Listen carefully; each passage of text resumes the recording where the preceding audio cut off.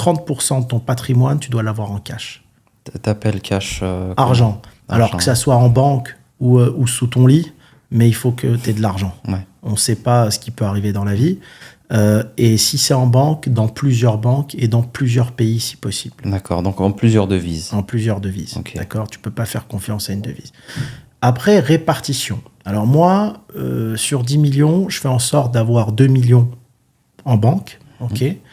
Pas bloqué, je m'en sers quand je veux. Ouais. Les assurances vie, les comptes épargne, tout ça, moi, je ne suis pas forcément pour. Ensuite, immobilier, 5 millions. À travers le monde. Aucun pays est à l'abri d'une guerre. Tu prends aujourd'hui l'Europe, avec ce qui se passe avec la Russie, t'es pas à l'abri. Si demain, tu as toutes tes billes dans de l'IMO à Paris ou en banque et que tout part en vrille, tu fais comment? Il faut que je puisse partir. Et là, j'ai de l'argent qui est à Dubaï, j'ai de l'argent au Maroc, j'ai de l'argent en Thaïlande, j'ai de l'argent, tu vois, à Hong Kong. Tu vois.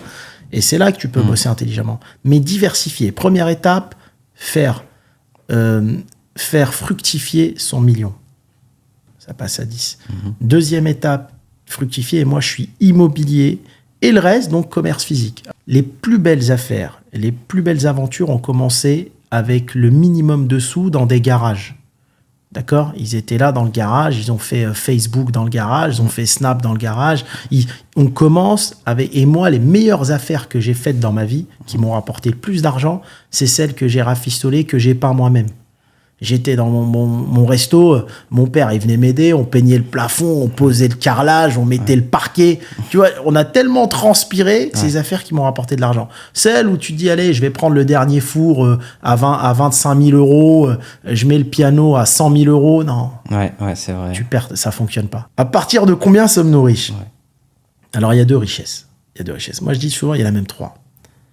Être riche, c'est pas ce que tu gagnes, c'est ce que tu dépenses. J'ai des amis à moi, ils gagnent 2005, leur femme, elle gagne 2005. Ils vivent dans une petite ville de province en France. Je prends le cas de Metz, parce que j'ai plein de potes à Metz. Il a le crédit de sa maison à 1005. Sa seule sortie avec les enfants, c'est d'aller au resto du coin le samedi. Il arrive à mettre de côté 1000 euros, 1500 par mois. Mais sa vie, elle coûte rien.